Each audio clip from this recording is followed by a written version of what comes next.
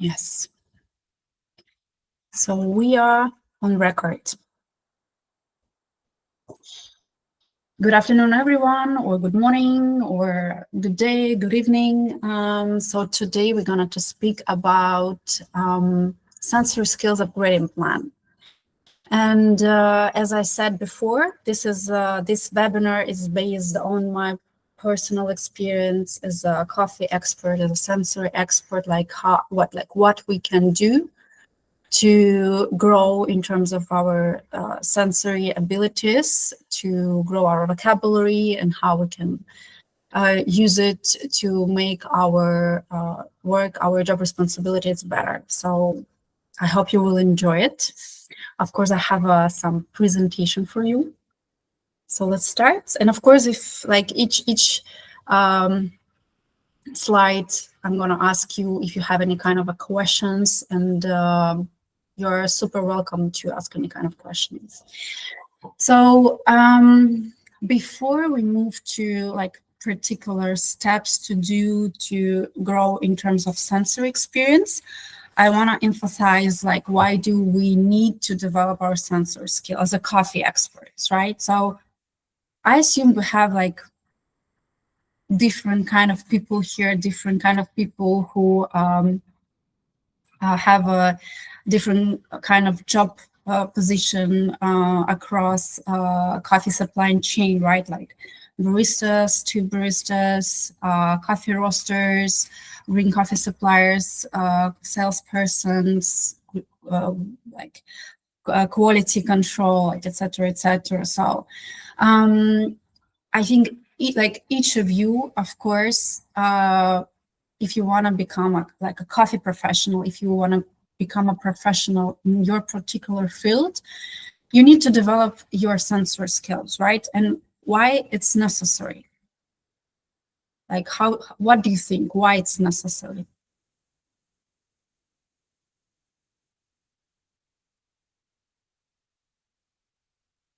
I want you to think a little bit. Yeah, tell me, Joseph. Because we need to assess correctly the coffee that we deal with.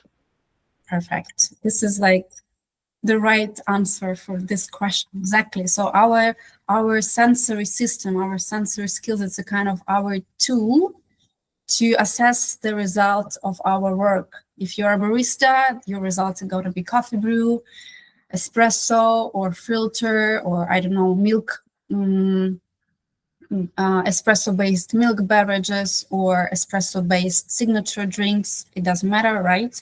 If you're a coffee roaster and you need to roast coffee, so your final results will be like roasted coffee, like espresso blend, or filter single origin, or like any kind of other product if you like roast and like produce something different kind of stuff. If you are a quality control person in a green coffee supplier company, of course you need to know like coffee standards for specialty, for commercial coffee, depends on the origin as well, and of course like assess the quality based on each particular standard. But if you don't have enough sensory skills, how you can do your job properly, right?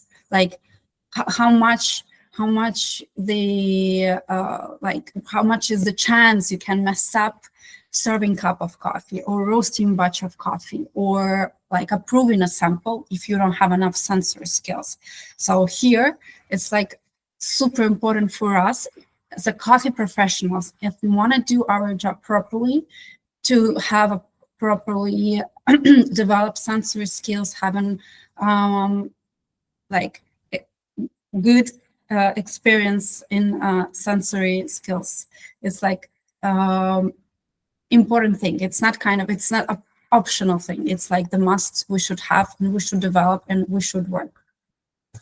And when we say like that we are coffee professional in coffee industry, no matter like who we are, again, aside having like certain level of sensory experience, of course we should have like a certain set of knowledge, a certain set of skills, and all these three things, they kind of, they go all together. Like you cannot name yourself being a coffee professional if you're like lack of knowledge, right? But at the same time, when you have a knowledge without a skill, what's the worth of this knowledge? You need to have a knowledge and improve your skills over and over again, being able to like do your job properly. And again, if you have this knowledge and if you want to improve your skills, unless you learn how to taste it and assess the result of your work, you won't be able to improve your skills and grow in knowledge further. So it's a kind of, circle. I mean, you should be growing. If you want to grow as a coffee professional, you should be focusing on all these three things as a coffee professional, no matter who you are. Barista, coffee roaster, salesperson. For salesperson, I mean, I understand maybe it's not that important, but like from the other hand, as a salesperson, you need to deal with the coffee roasters or with the baristas, two baristas.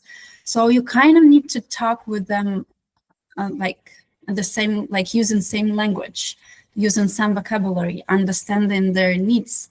And if you don't taste coffee, if you don't have a certain level of sensory experience, it will be really, it's a kind of, it will be an obstacle for you to do your job properly as well. So I believe no matter like who you are in coffee industry, you should get a certain level of sensory experience, sensory skills, and you should be, like interested and motivated to grow them. Like all the time, it's a kind of internal process in order to become a better professional and provide better services or provide better products.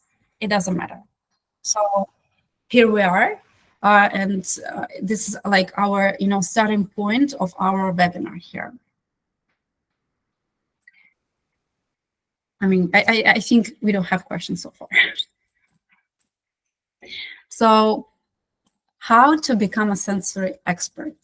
I mean, again, this steps based on my experience. And what I noticed working in coffee industry for a while, I know like people sometimes they are like approaching me and they're like, oh, I want to be a Q grader, like I want to be a coffee judge, like I want to judge coffee competitions. And I'm like, yeah, okay, cool. This is like super cool. It's like nice, like target for your career. But when we start doing some exercising or tasting coffee, I can see that it's challenging for them properly describe cup of coffee. And the thing is, when we say like, when we are talking about each particular step, what we should do in order to grow our sensory skills and expertise and competencies, I mean, the thing is, you cannot go further before you achieve a certain level at each particular step, before you mastered each particular step. You cannot use cupping protocol if it's hard for you to describe just a cup of coffee. If you like tasting cup of coffee and you cannot find words in your head how to describe this particular cup of coffee, and which is totally fine. I mean, we all were there. We all was there. And at that stage, that it's hard for us to describe cup of coffee. Even me, I was there. But the thing is, we should be honest with ourselves. We should comprehend, okay, I need to learn more about my palate. I need to grow vocabulary. I need to get this experience. I don't want to have any difficulties to describe cup of coffee, because I want to be a coffee professional. I want to be a coffee expert, and I want to improve my skills as a professional in coffee industry, right? So it's it's your responsibility. It's your task to analyze your experience, like what difficulties you face at your jobs in terms of describing cup of coffee. And then based on this webinar, based on this upgrading plan, you will understand what to do in your career to improve your sensory skills. So first, step to start with is, of course, like learn to describe your perception of the cup. It's kind of, as I said, we cannot move forward. We cannot start using any protocols, score sheets, being a Q grader, being a coffee judge, unless we don't know how to describe our perception of like each particular cup, different cup of coffee, different kinds of coffee. The next step is grow your vocabulary. So today we're going to talk like what kind of tools, what kind of kits we can use to improve our vocabulary, like what should we do to grow it. And I mean, this is super interesting.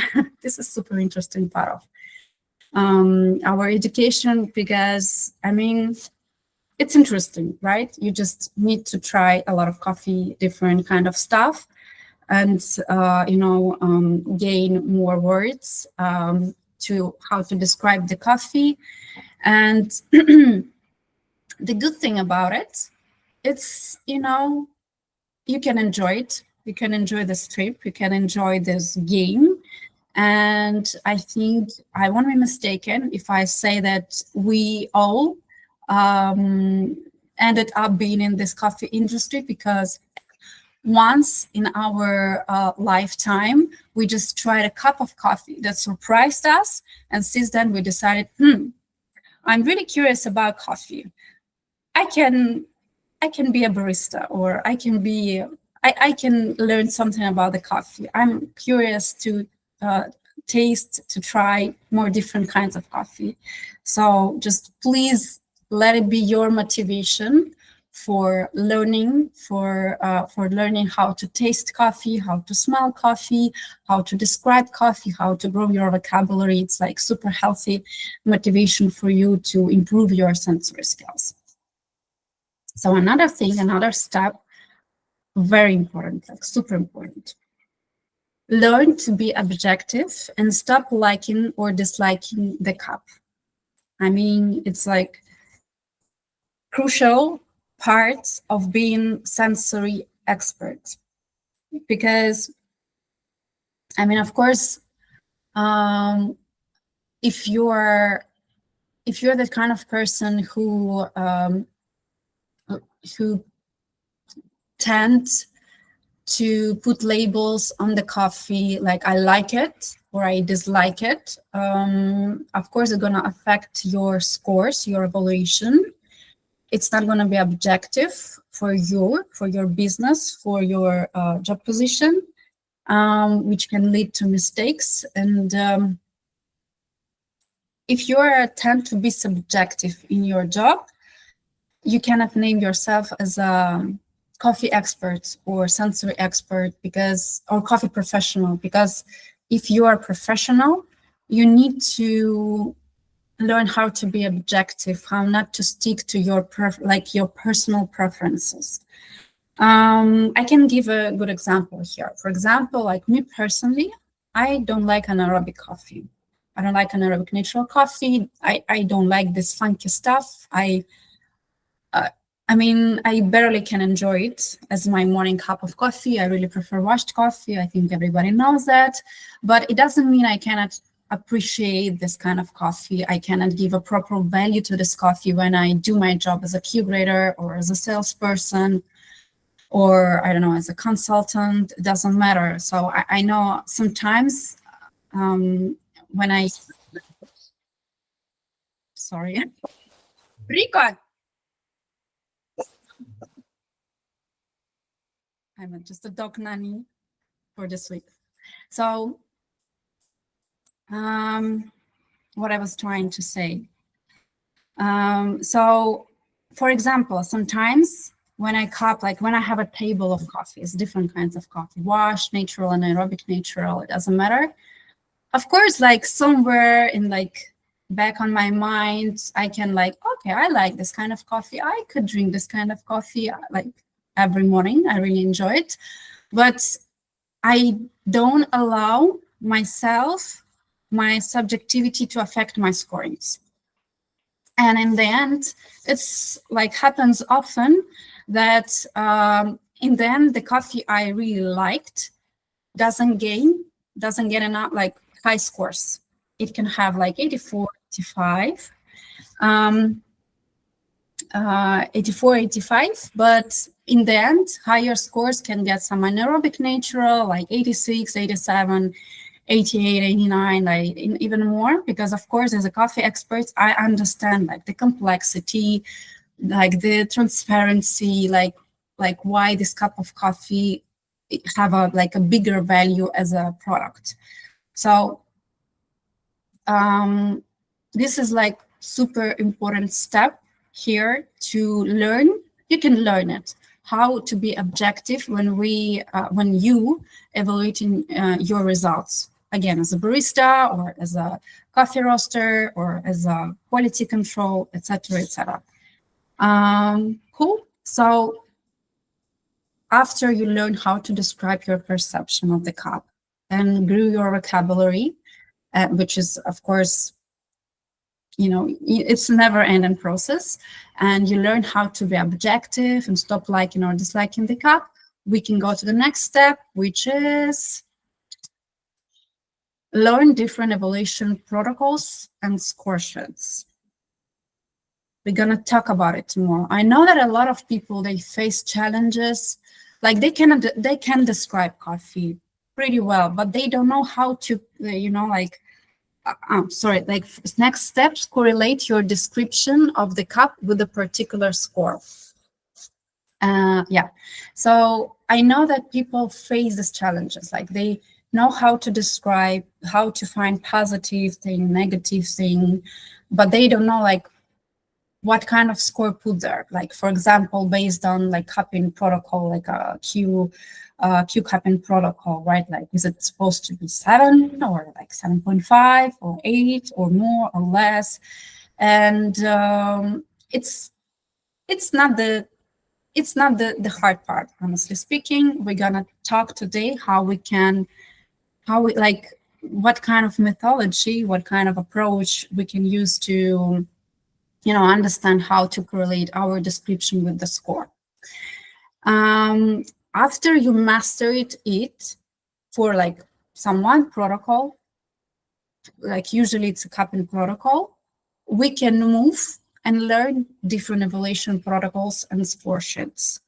Like once you understood the idea, the pattern, how to make all this process, it will be much more easier for you to learn about, I don't know, like espresso evaluation protocol, milk beverage evaluation protocol, or brewer's cup protocol, roasting competition. I mean, it's just, it's a kind of system in your head. You have a score sheet, you have a criteria, you have a set of rules, you have scores for each particular protocol, and you just learn how to do it, you calibrate, and it's gonna be, faster and easier for you how to learn each new protocol and score sheet.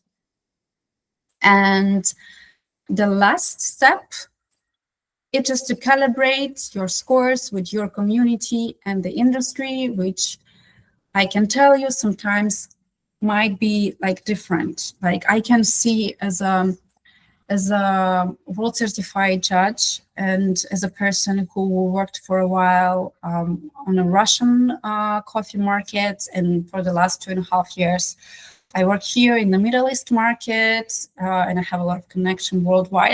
I can tell you for sure that depend on the location, on the market, depend on the market, we're gonna have like different kind of scores. We're gonna have different preferences, like different visions, like what we appreciate more or less in coffee. Of course, it's about like, and it's not only about our subjective, like personal individual preferences. It's more about market preferences, like what our customers prefer. And that's why we appreciate it in coffee more and score this coffee more, because like our market prefers this kind of coffee. Like this is inevitable. Cool. So this is our steps. This is our sensory skills upgrading plan. This is your job to understand where are you now? Like, do you still need to learn how to describe your perception of the cup, you have some difficulties, or you're good here, but you can always grow your vocabulary. Maybe you have you just have difficulties being objective, or maybe you have all this, but you cannot understand how to correlate properly your description with the score. So we're gonna talk about it today. Meanwhile, Jose, you have some questions, and maybe some of you also have questions about like this particular slide. Hi, Daria.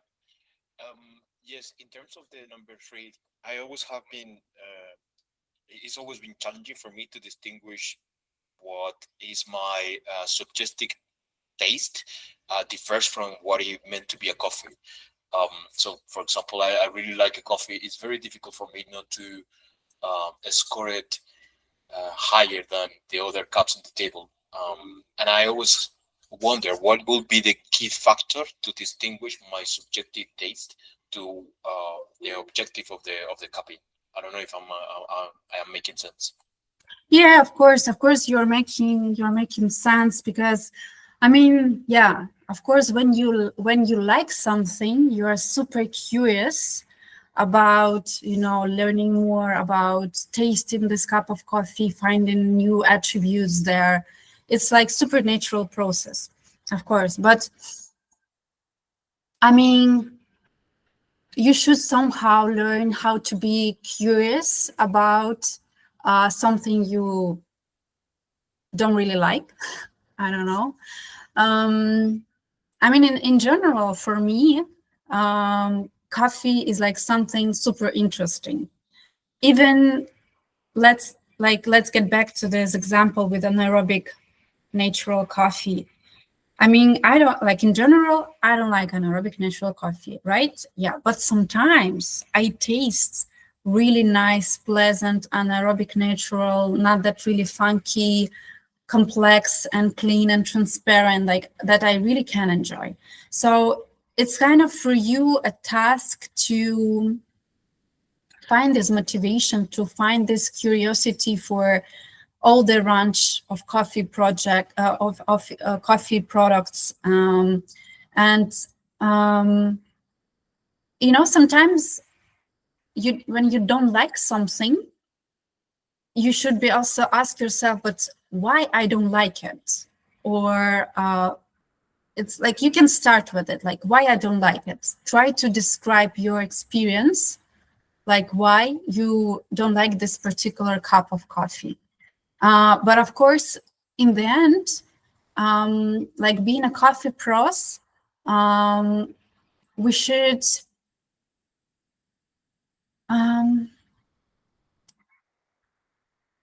try to avoid making kind of liking, disliking preferences. For example, you have a cupping table. You have a cupping table with different kinds of coffee. If you wanna to avoid being subjective, do it blind. Like, ask someone to help you to set up a blind cupping. Maybe with the coffee you chose, but somebody can place it in an order you don't know. It really can help you, like having that's why this is a pretty common method in sensory analysis when we do it online, when we taste samples not knowing what's there. Because, for example, if I'm gonna know that I have a Kenyan washed coffee among all the other cups of coffee, it can affect, even if I don't want it to affect, but it can affect my evaluation, my appraisal, right? So first thing, you can do it on blind. Second thing, when you like approach a table, just, I don't know, like breathe in, breathe out, and just make your mind a blank page. Just make it not thinking about your preferences, your subjective likings. Just keep it aside. It's not the time for them. You just need to do your job properly, and you need to assess this coffee, and you like supposed to be determined to do it objectively. That's it. So, I mean, this is really helpful. I mean, I think we're still going to talk about it later. So just keep it in mind. Maybe when we achieve this slide, it's going to be more obvious for you how you can make it. Any other questions?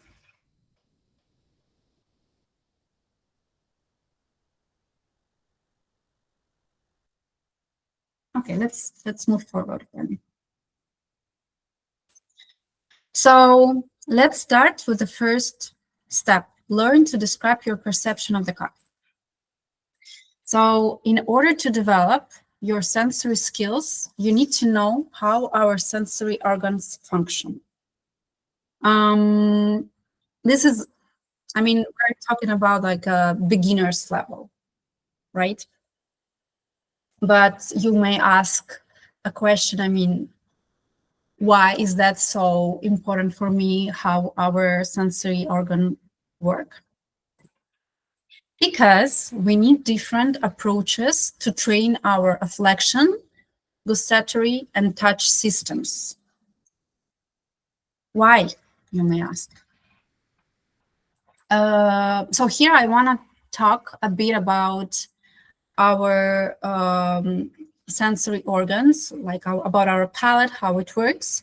But before we start, let's do some practical thing. Imagine that you are tasting a cup of coffee, filter coffee, or cupping. I don't know. It doesn't really matter. You set up a cupping or you made a filter, so, and you just make a sip and you like, okay, what I can find there?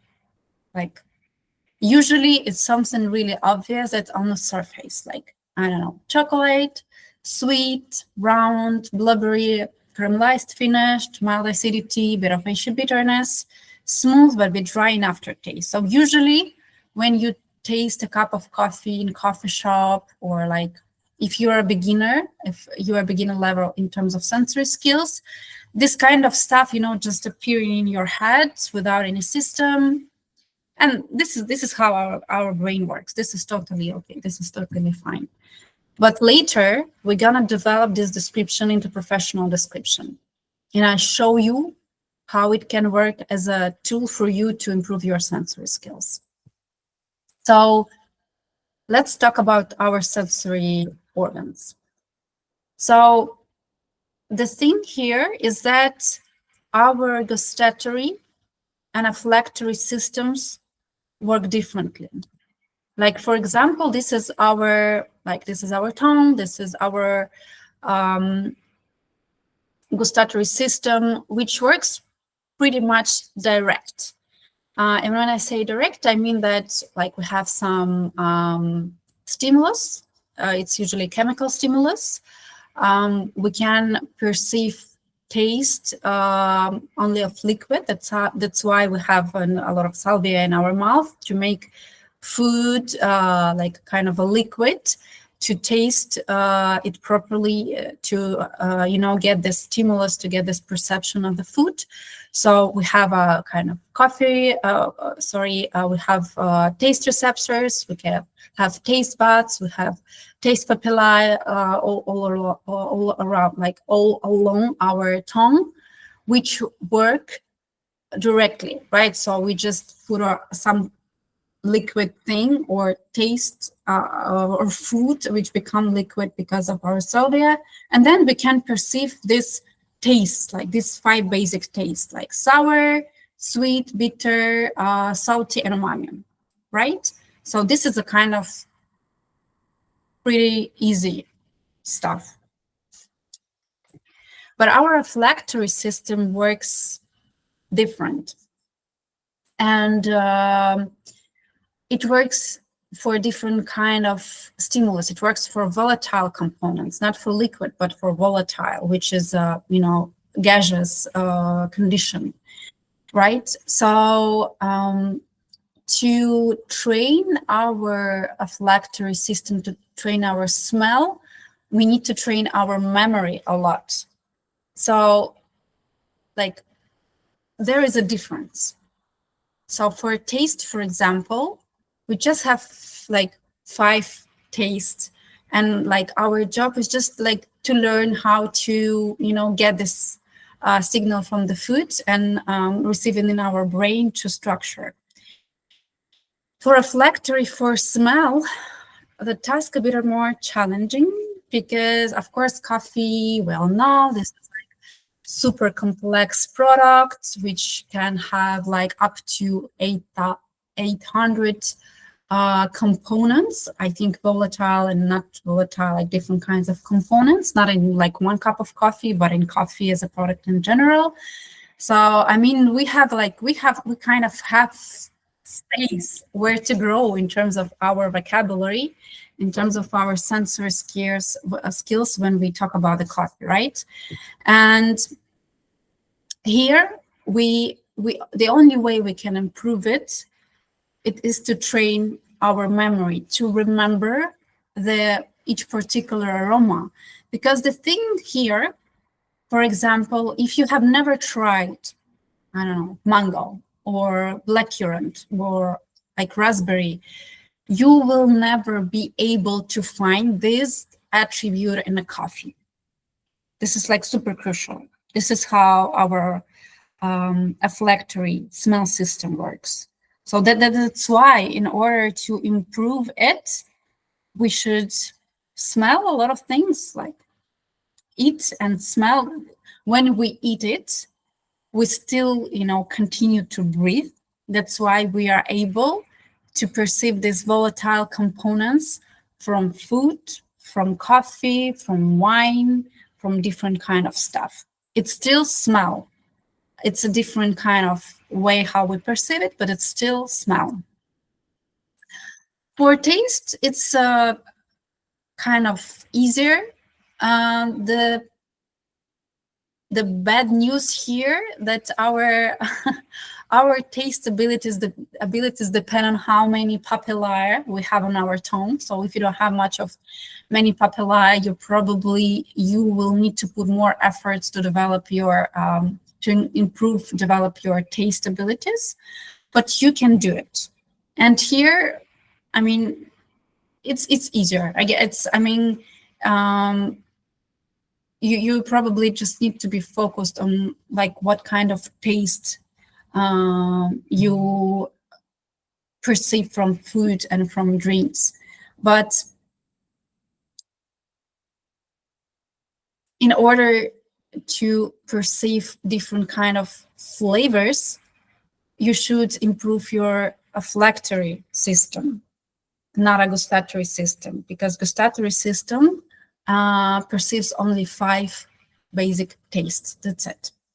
And if we're gonna talk about, for example, our sensory perception of touch in our mouth, so this thing, like our tongue, our cheeks, our like inner part of our palate, it's a kind of give us a signal about like physical condition of the liquid or food, and it's a different kind of vocabulary, like, I don't know, like medium body, smooth, velvety or juicy, or maybe rough, dusty, sandy, chalky. So it's a different vocabulary.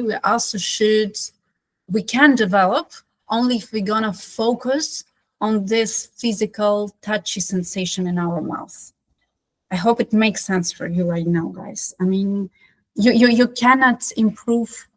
I mean, the thing is, you cannot improve your perception of smell if you're focusing on a perception of touch. Like, this is my like main thought here. Like, this is my main idea here. You need to understand like on what part of a coffee or food to be focused in order to train.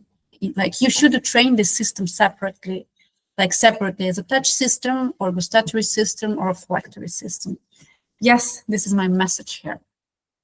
And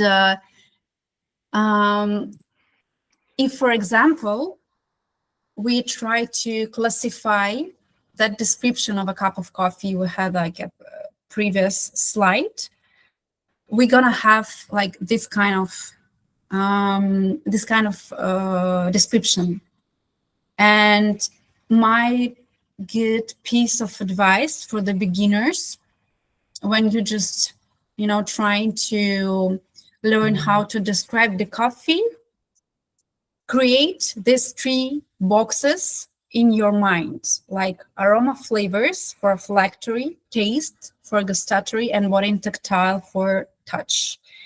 And it's gonna be, this is how our like cognitive function work. Once we have not just like, one space for all the attributes, but we have 3 different space for our attributes, we can put more descriptors, more attribute in each particular box. For example, if you're going to try the same cup of coffee, but bearing in mind these 3 boxes, you probably will be able to find more descriptors for this cup. Like, even if you like, you can try to do this exercise. You just can try the cup of coffee and describe it as it is. And then next step, focus on having this 3 box in your mind, attached to different sensory system. And I tell you, I bet you're gonna find much more attributes in this same cup of coffee, but for each particular sensory system. Like, for example, now we can feel that it's not just a chocolate, but it's milk chocolate, blueberry, caramelized finish with some notes of spices. For taste, like sweet, mild malic acidity, and this ashy bitterness, like moderate, that changing to pleasant one over cooling. And for body, for example, aside some quality description like round, smooth, but bit dry aftertaste, you also will be able to determine the intensity. This is how like our sensory organ and our cognitive organ, like our brain, like cognitive function work when we're trying to do some sensory evaluation of the cup of coffee before using any kind of protocols. Any questions here so far?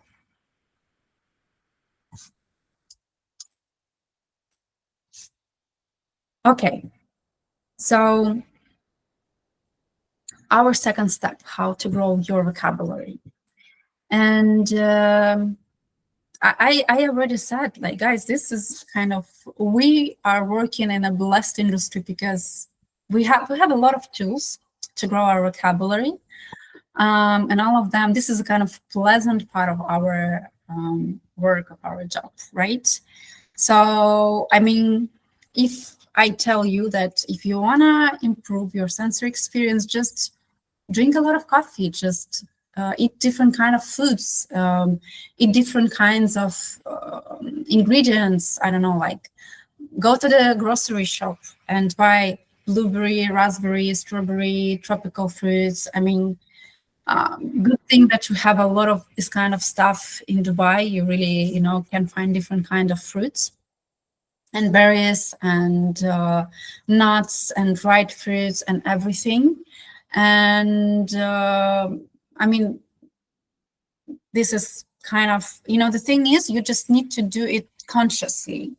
I would give you some piece of advice. You could start kind of diary for yourself, like not just only trying the food, but trying to describe the taste and aroma and maybe physical sensation, like tactile sensation from each particular product. Because the idea in this case, to remember the flavor, to remember the taste, to remember the tactile experience from each particular coffee and food and the ingredient. This is good exercise to do, and this is pleasant exercise to do. And you can do it all together and share your like opinion experience about each particular stuff. It's like super interesting. From the other hand, of course, depends on the location, depends on where what kind of coffee and what kind of blueberry, raspberry, or like tropical fruits brought from. the taste can be different, right? So and our subjective perception can be different because we all have different backgrounds. I mean, our childhood taste experience, and depends on our location when we grew up. Like, we all have a different background of tasting, so of course it's going to be pretty subjective. That's why we have different kinds of kits and tools in coffee industry, like Lana do Café, Centon, like flavor active, like acid kits, or like basic taste water solution. We can use it as well as an industry kits to not like to grow our vocabulary, but also to calibrate with like all the coffee people in the world. Because I mean, no matter like where you're located in Dubai or in somewhere in Europe, like in UK, in Russia, or in Asia and Australia, this sensory kits will be the same, and this each particular aroma vial will be the same with the same aroma. So, like for example, like green apple. This is a kind of our reference, green apple, for the whole industry. This is how these tools work across the coffee industry. I wanted to talk about each particular kit here.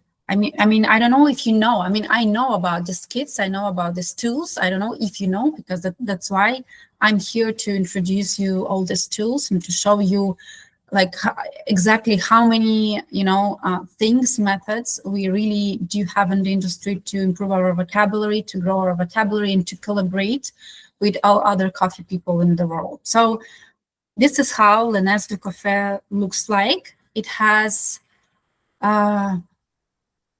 36 aromatic vials, aromas. It also has a description for like each particular aromatic vial. So the thing is, when you take the vial, you cannot see what's inside. You don't know what kind of aroma is there. That's why it's used in, for example, Q grading as one of the exercise.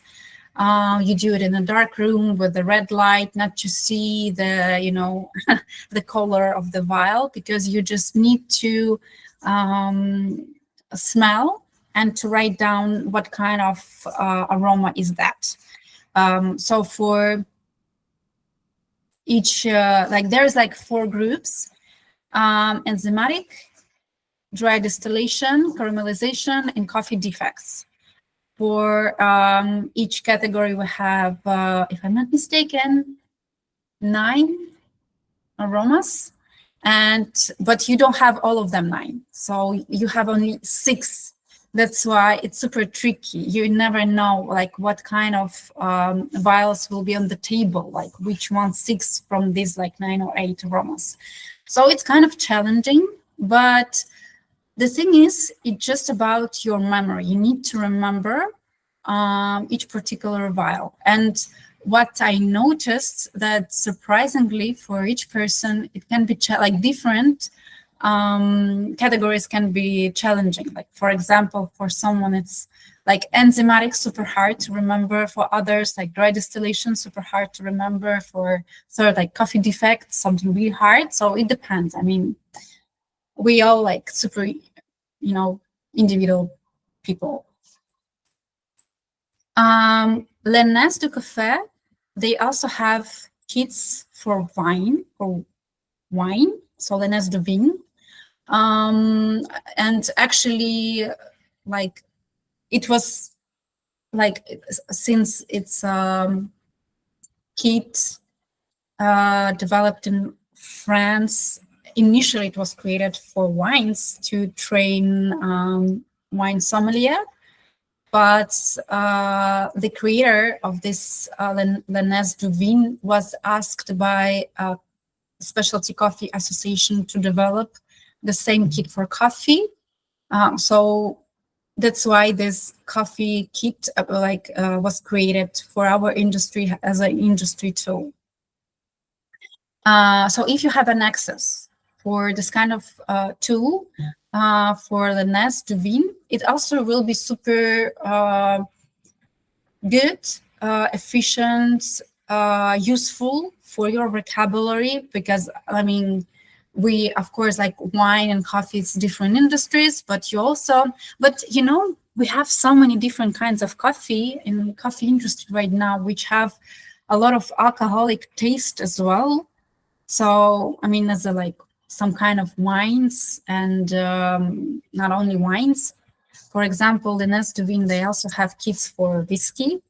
I mean, this is like super useful for your vocabulary, for your experience to train not only with L'Anes du Café, but also L'Anes du Vin or L'Anes du Whisky.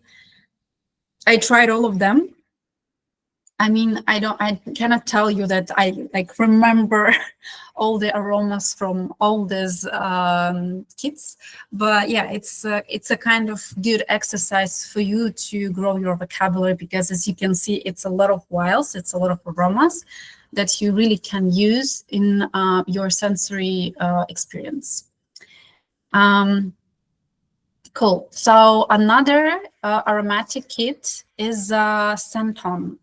So it was developed much more later by a Korean in South Korea. Um, they're kind of a different, really different, and it shows. I think it shows that, you know, we all have different background, because some of the aromas there, I have never tried this kind of products, just because they're super particular for Asian market, for Asian people. We just don't have it in Russia or in Middle East or in Europe. But still, it's super interesting thing to try, and this is like super useful and efficient thing to grow your vocabulary. And it's a bit different in terms of usage, because this kit not only have a kind of booklet with just the listed aromas, but it also has a cards, and with description, but with the picture of each particular product. And it's super helpful, because again, it's about the training our memory, and it's you train your memory not to smell, but you have a visual picture of this particular product. That's why it's help you to remember better, faster, because when you smell this vial, you can see it in your in your memory, in your mind, and it's faster for your brain to associate this particular aroma with your library of aromas in your head. So they have two different kits, 100 aroma and 140 aromas, with the cards as well. So guys, you really have a lot of stuff to learn, to improve, to grow your vocabulary for smells, and use it in coffee. Flavor active. Here let me change my presentation, because I wanna show you their website. I don't know if you heard about Flavor Active, but this is like they create different kinds of capsules with the taste and aromas. So Flavor Active, it's not just about the aroma, but you literally need to taste these capsules, and they contain different kinds of flavors and tastes and aromas and acids and different. And the cool thing about it, so they kind of have, like sectors, like beverages and food. Like for beverages, it's like beer, cider, coffee, dairy, juice, like I mean, this is a kind of worldwide thing. So they do different kind, like for food, chocolate, bakery, frozen food, honey, meat, like everything. So it's a kind of a tool for different kinds of industry to become expert in each particular field. And for coffee, of course, like they have a lot of stuff. Let me show you. And they you can buy it on their website, just kind of a separate capsule, or as a kind of training kit, because they do it together with the CA and World Coffee Research, and they explain you how you can use it. Like, for example, coffee calibration program, complete coffee sensory kit, or like different kinds of defects as well, sensory toolkits, like flavor standards, trainings, proficiency calibration. So, I mean, just visit their website, and it's not cheap stuff to learn, to do, to make, but you really can make it not for yourself, just for your own, for your single person, but we can like buy and share and do like calibration for like 8, 10, 12, 20 people, because like one capsule works for like 1 liter or half a liter, something like this. So you really can, have a kind of a big group for this kind of collaboration. And this is super cool. I mean, for example, for people who works in green coffee sector, it's crucial to understand coffee defects, and they have coffee defects. You can taste it, and you can articulate them in future when you find some kind of defects in cups. Let me change back to the presentation. Something else. And I also wanted to talk about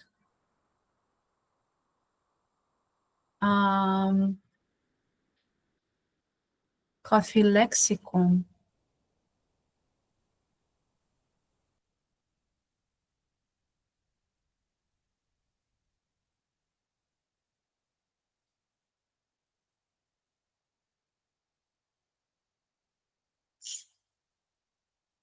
So of course we have this kind of stuff like different flavor wheels, old one, new one. The old one actually correlated with l'Agnès du Café. The new one is correlated with the sensory World Coffee Research Sensory Lexicon, which was developed a while ago.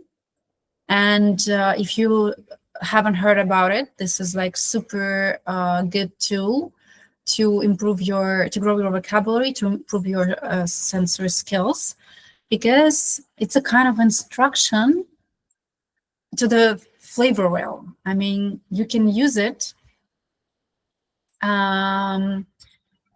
because like they have a definition for different kinds of tastes and flavors, and even mouthfeel amplitude. So you can read this document and get more knowledge about sensory stuff, like why and how this document was created, how to use this document.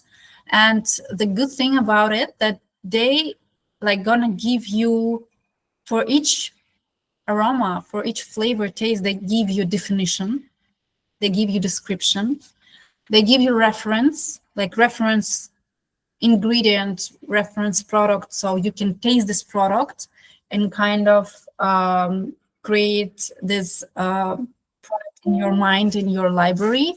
They give you intensity, and they give you recipe how to prepare. And intensity is also like super important, because I mean, in our job as a coffee expert and sensory expert, like we need to articulate intensities, like intensity of acidity, intensity of mouthfeel, intensity of blueberry aroma or tropical fruit aroma. So they give you not only the quality of this, like of the stimulus. They give you like understanding of the quantity of the stimulus. So I really encourage you to, you can find it on internet, download it and use it. And the good thing that this document also connected with Flavor Active. So for some, for example, for some attributes, like for example, sour. So you can use either citric acid solution, or you can use Flavor Active sour. For bitter, the same. For some flavors, like l'ananas du café, or juice, some juice for fruity taste, for example. So they kind of give you several options what kind of stuff you can use to train each particular coffee attribute. This is like super cool. Let's get back to our presentation.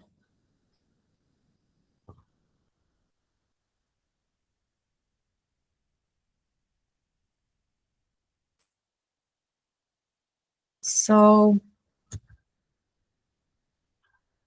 use different sensory training kits, l'ananas du café, Centon, Flavor Active, acid kits.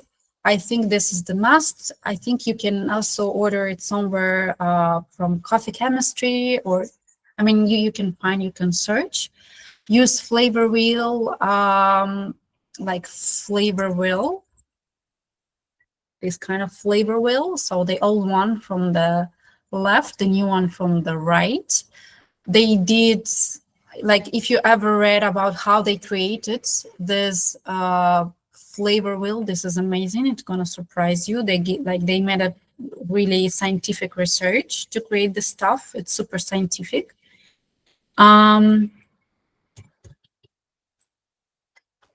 Drink and taste different kinds of coffee, but again, I really encourage you not just taste, but also make some comments.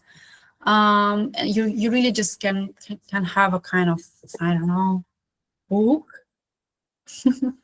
and write down your comments about different kinds of coffee products.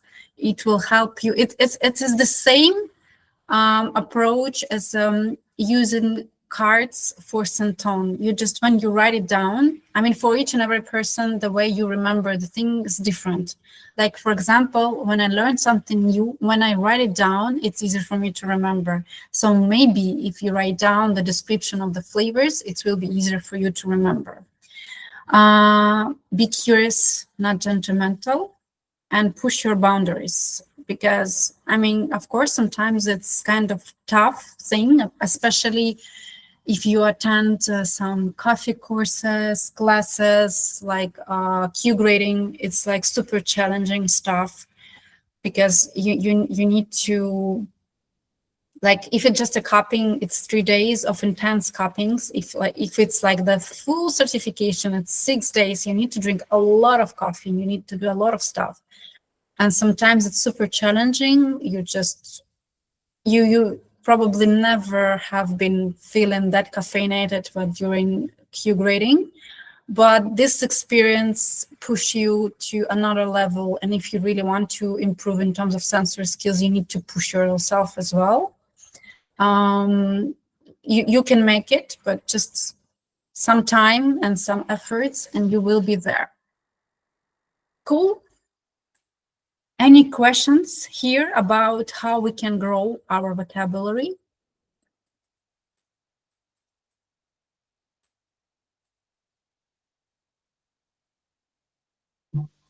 All good? No questions? So sorry, I actually have one question. Tell me. Since the aroma and flavors and even taste is so subjective, it wouldn't be beneficial to be more focused in a qualitative description rather than something so subjective as the taste. For example, instead of saying like very specific in blueberry or fruit, just say something more like high intensity of sweet flavors with fruity perception, or maybe a high acidity, pleasure and acidity, these kind of descriptors. Mhm. Well, for taste, it's it's not that subjective. I mean, it's pretty easy. If, for example, you do this water solution with sugar, salt, citric acid, and caffeine, they're going to be the same for all of you because this is the same concentration of these components in water, right? So you cannot perceive it subjectively because they are the same solution for each of you. This is the thing.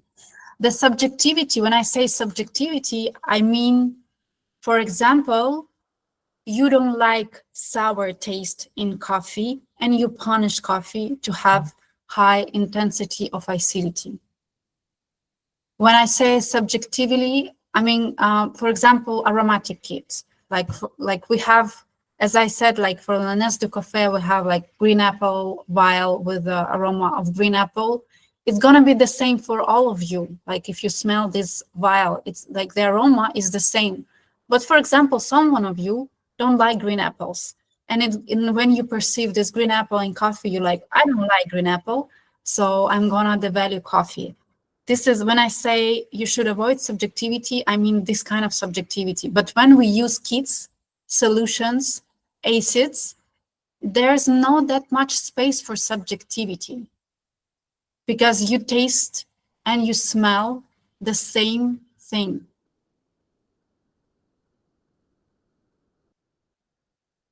The subjectivity can be when we taste the product itself, like blueberry, or like strawberry, because for example, I taste strawberry from Russia and you taste strawberry from UK.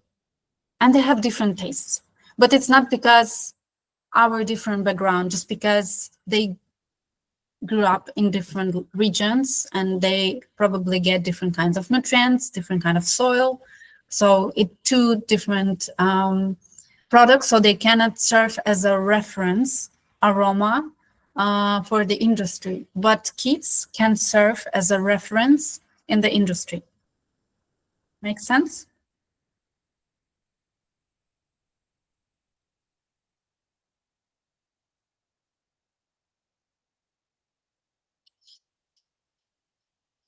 So here, the good thing about gaining vocabulary, or bad thing, whatever, you will need to learn not only positive thing about coffee, but also negative things about coffee. So I really encourage you, I did it before and I do it when I teach courses.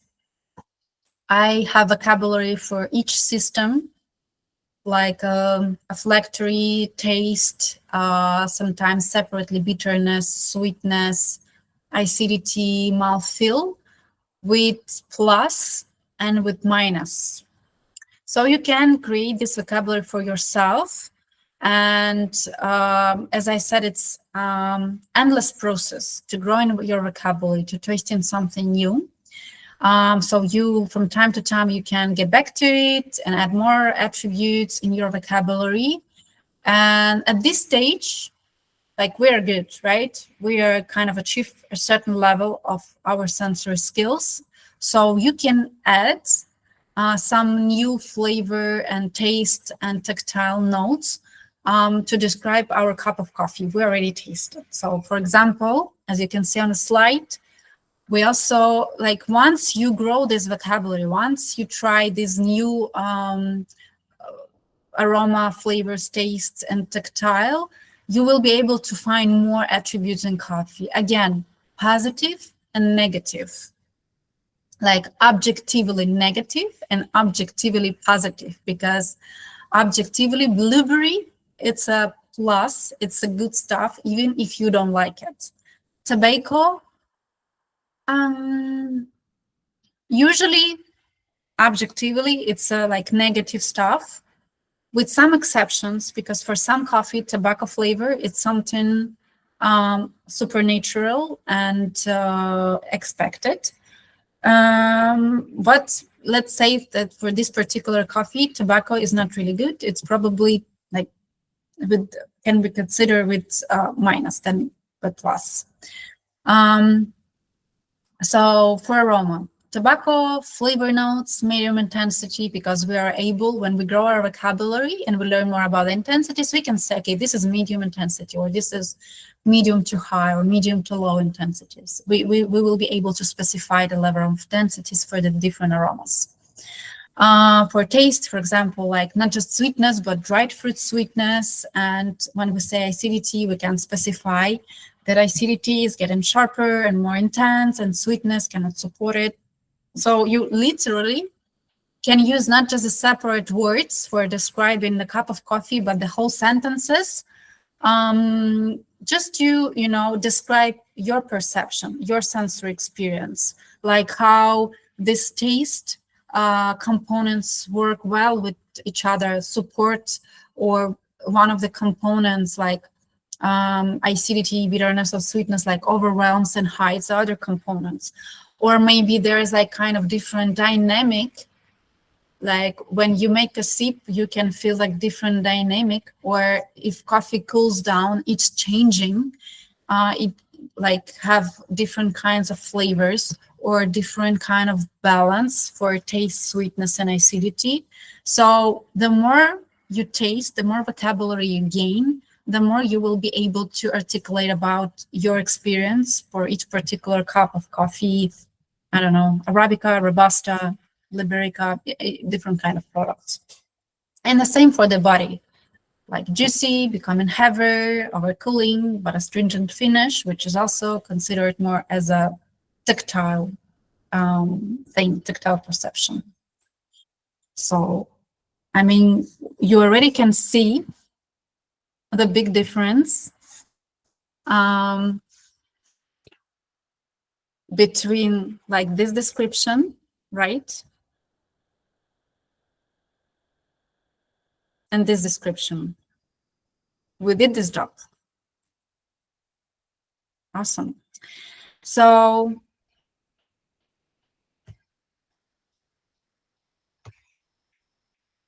next step, when we learn how to describe the cup of coffee, when we did some efforts to grow our vocabulary, when we understand that we can describe the cup in different ways, positive, negative, taste, aroma, body, tactile, and we can, like, over time, it's not only about giving more and more attributes, it's also about the speed. It's also like it's going to be pretty fast for you finding each particular attribute in your library in your head. And yeah, and I mean, in this stage, we can go to the numbers. We can go to the score sheets, different protocols.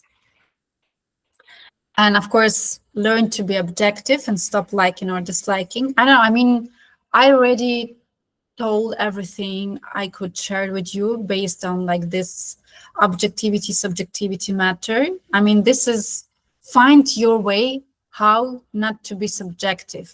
Do it in blind. Try to,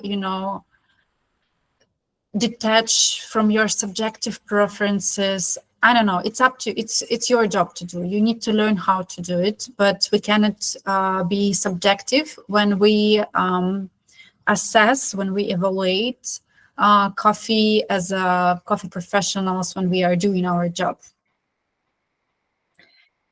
So the next step here is to correlate our description with some particular scores.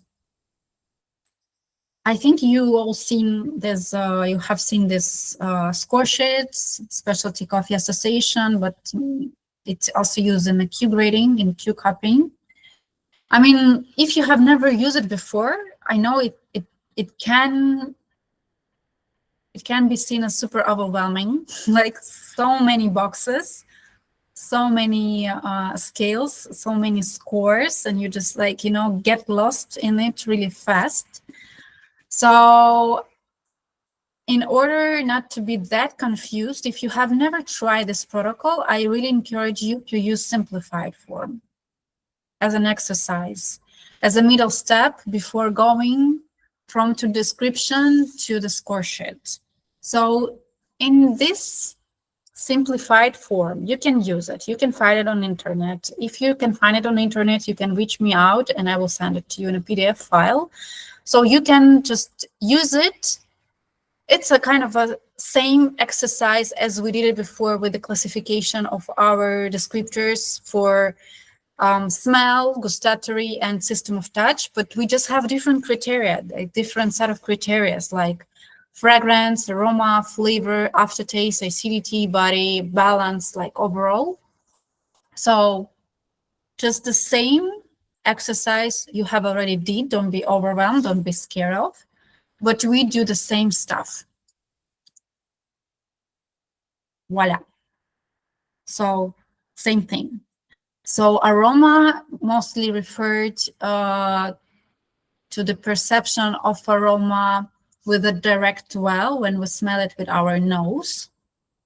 So here I have, like, we just do the cupping or brew of the same coffee and we smell it and we write down all the attributes we can perceive with our olfactory system, with our nose, like milk chocolate, dried fruits, sweet aromatics, beta HC, medium intensity. Good. Then we go to the flavor. Flavor for this particular protocol, it's not only about the aromas, but it's also about the taste. So how coffee tastes, like acidity, bitterness, sweetness, the balance, and the aromas, how they all with each other well or not really well, what's their mixed, etc., etc. It's positive and negative.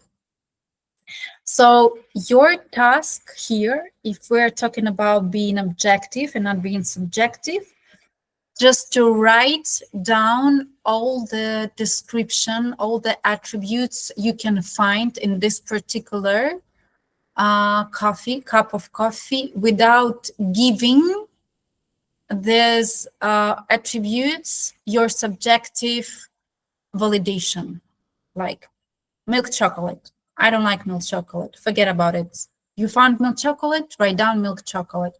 Blueberry, tobacco is there. You don't like it, it's not my problem. Just write it down. Floral notes, medium intensity, dried fruit sweetness, moderate HC bitterness that changing to pleasant one over cooling, blah, blah, blah. So in aftertaste, they're going to be caramelized finish. Dry aftertaste, astringent finish, not of spices, medium to high, something new. Acidity, body, balance, like overall perception, what we can say about this cup in overall, that it has average cup complexity. There's some blueberry notes, floral notes, some spicy notes. So it's kind of, it has some complexity, but there are some negative characteristics as well. But coffee still has many positive attributes. So this is a kind of approach of objective evaluation, objective assessment of the coffee. Don't stick into your personal preferences to each particular attribute.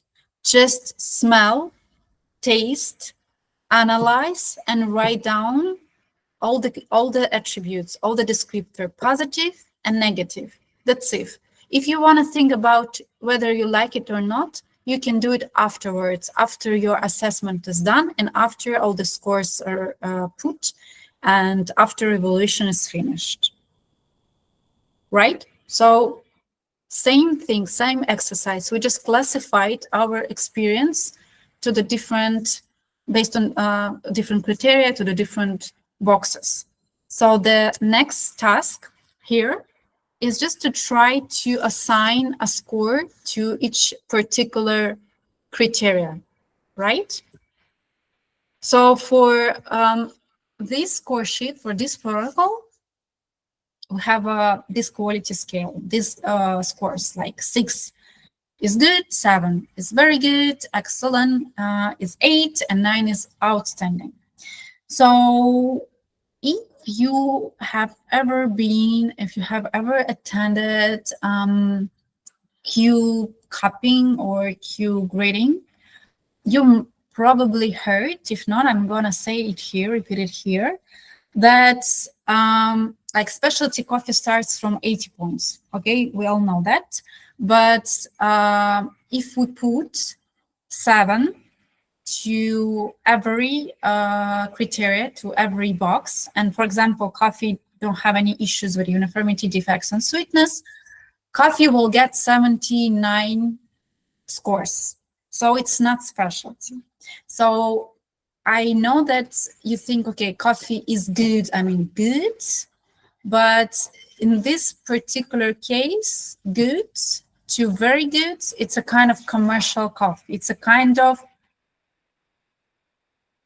just average cup of coffee from some retail grocery, I don't know, like grounds and like put water, just the coffee you can drink at everyday basis. So I would say that starting point for this particular protocol, 7.5. If coffee doesn't have any negative stuff and doesn't have much of complexity, it will help you to navigate these particular scorings. But of course, I would recommend and advise you, once you like feel ready to learn how to use this particular protocol and score sheet, to go to the Q hacking. They will explain you better. You have time to collaborate with your teammates, with your group, and it's gonna be like you will get much more better understanding from that point. But let's try to do it now all together. For aroma, for example, so you have description, you have criteria, you have a scale. So how, like what kind of score you would put for aroma based on what I just told you? Can anyone make a suggestion? Tell me your numbers.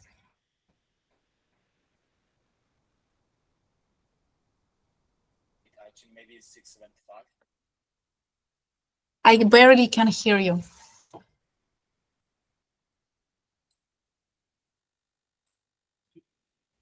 Sorry, I said 675. 6.5? 75. But yeah. 7.5.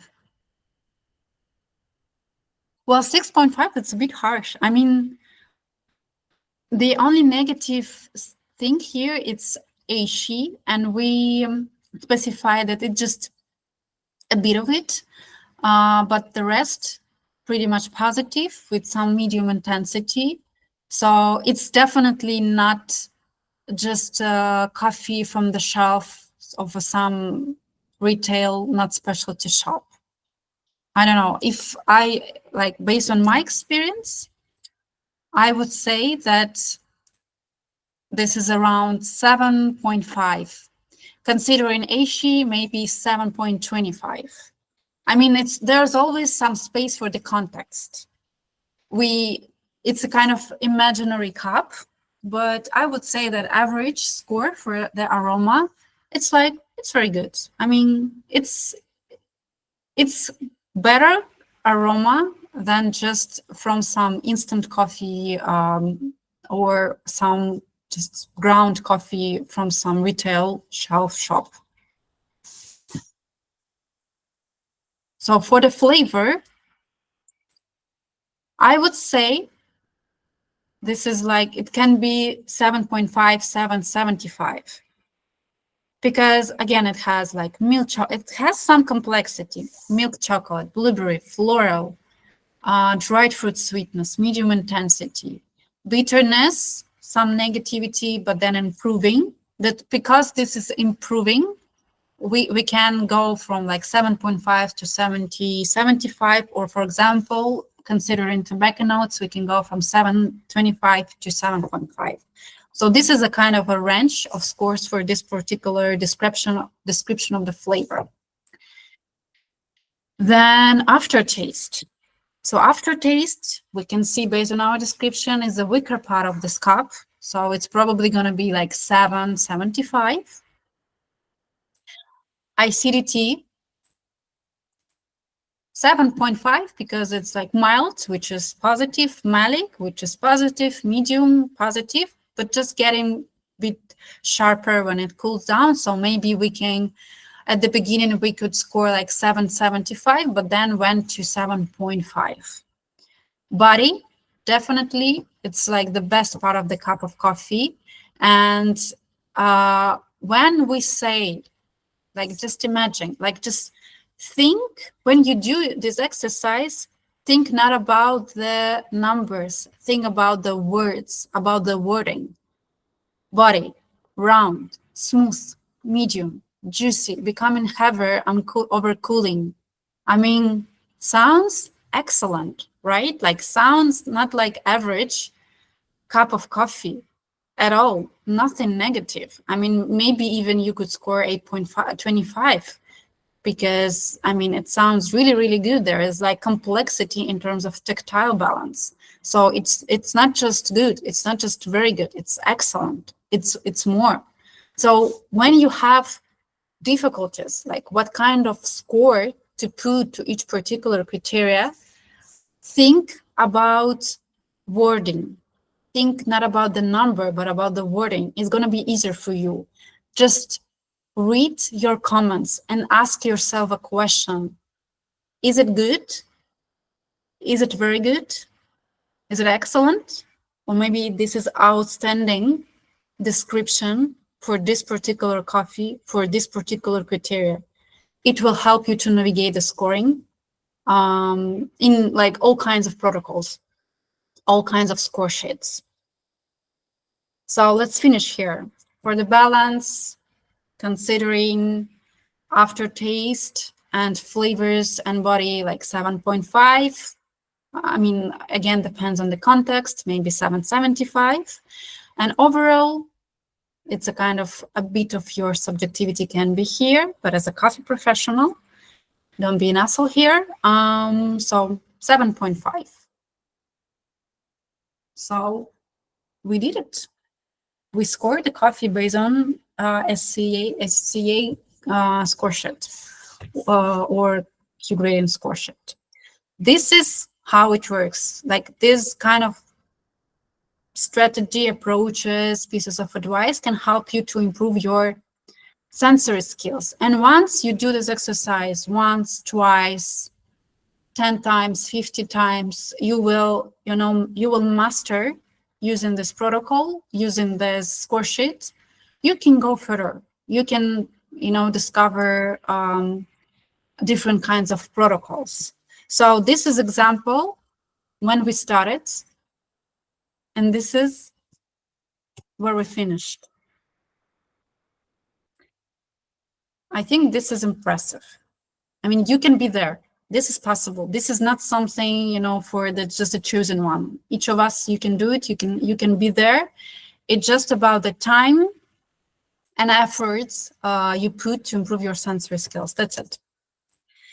So just wanted to show you different kinds of protocols and score sheet. This is a brewer's cup, so they have a different criteria. They have a sweetness, mouthfeel, not a body. So they more focused on the quality, not the intensity of the tactile. And of course, for each particular criteria, the definition will be a bit different. So this is like what we use during brewer's cup. This is barista competition from the left. This is roasting competition from the right. And again, like when we need to learn how to use new protocol, new score sheet, we usually have a set of rules. I mean, first of all, like the procedure, how to evaluate, how to set up, and then the criteria and definition, all the criteria and score sheets and intensities. So here's like your starting point. Just read the rules, learn the criteria, learn the score sheet. Then you can try it and master it and improve it and use it in your everyday work. Because, for example, for barista who serve espresso and espresso based drinks, like using like learning, and this protocol will be super useful to, to evaluate the results, to improve their espresso, will be super useful, right?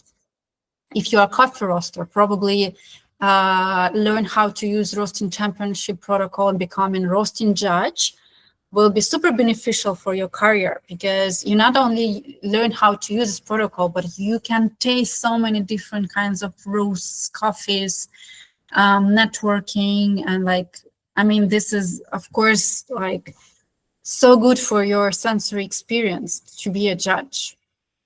So up to you. You can do it. Cup of excellence, a bit different. If you're a green coffee supplier, it also can be super useful, beneficial to improve your career, to improve your sensory skills. So, there's a lot of stuff to learn in coffee industry. I encourage you not to stop, move forward, always challenge yourself. And Robusta, of course. This is super interesting. I know that we all have so many stereotypes about Robusta, but trust me, this is so interesting. I had this. I did Q Robusta cupping. I'm not certified air grader, but I did this class, and it was like mind-blowing in terms of sensory experience. This was so interesting, because at the point when I was taking this course, I was already Q grader and national judge. So I had this experience, I had this vocabulary. And when I was trying to apply my vocabulary, my Arabica vocabulary for Robusta, I was like, it doesn't work. I need to, learn something more. I need to create another kind of vocabulary for Robusta. It was super challenging and interesting, and I really enjoy it, and I really encourage you to learn something more, no matter how experienced you are. So when we achieve a certain level of our sensory skills, it's not the end point for us to grow, because you still need, it's a kind of never-ending circle, because you need to, once you learn your sensory experience, you need to grow your knowledge, and it always goes all together, and then you need to learn new skills and improve your skills.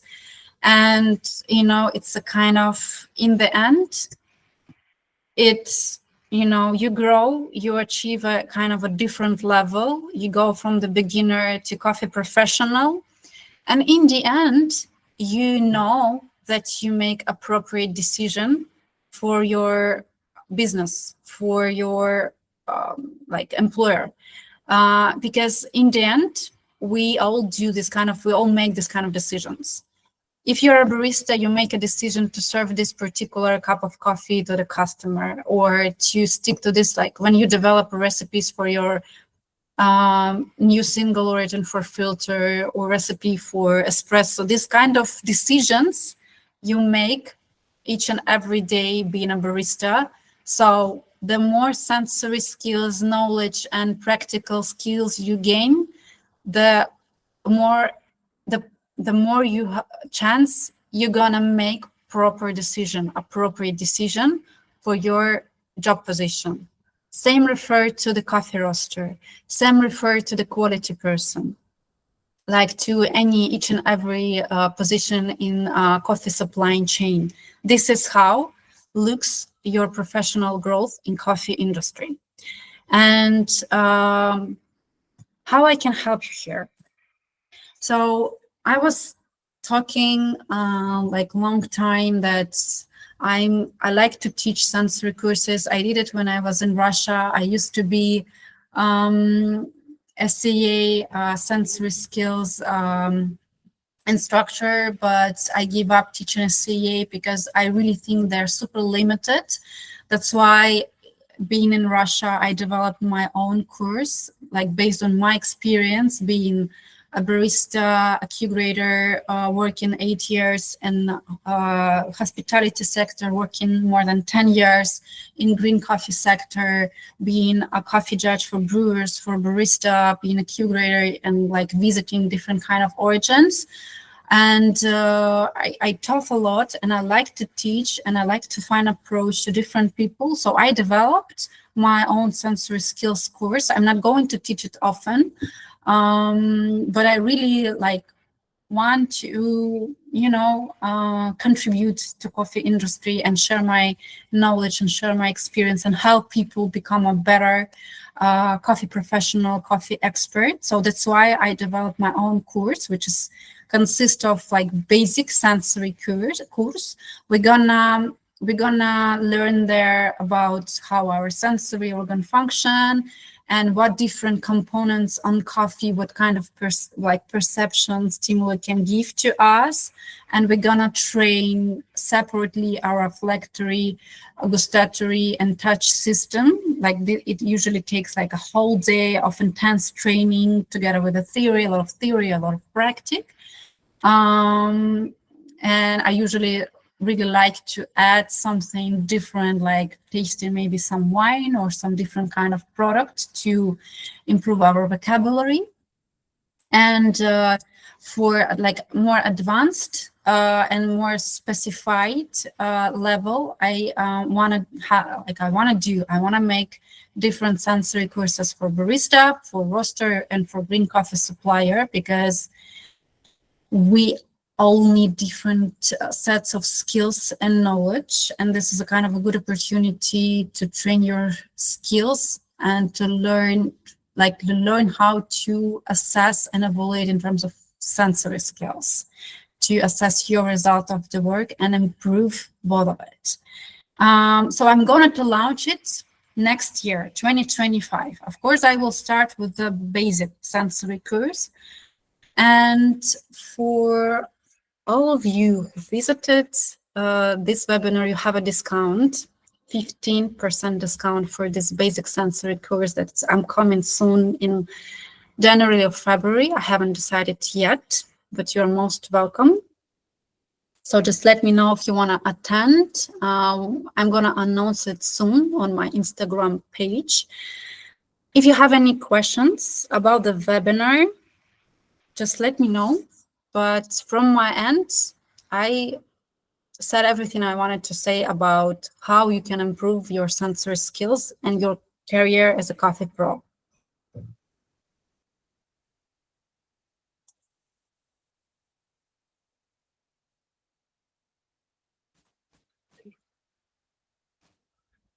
That's it. Any questions? Any comments? Anything to add? Thank you, Dajan. It was very insightful webinar. Thank you very much. You're welcome, Joseph. Okay, cool. If nobody have any questions, we are done here. We're finished our webinar. I'm gonna place it on my YouTube channel. Please follow my channel, like my webinar. Have a nice evening. Have a nice day. Thank you for attending. Thank you being here listening it. That's it. Bye-bye. Thank you. Thank you. Thank you, Raya. Thank Thank you. you so much. Bye-bye, guys. Thank you so Thank much. you. See you all around. Bye. And Merry Christmas and Happy New Year. Merry Christmas and Happy New Year, Daria. Merry Christmas. Thank you again, Daria. Bye-bye. Merry Christmas. Merry Thank you. Christmas. Thank you. Happy New Year. Thank you. Bye-bye.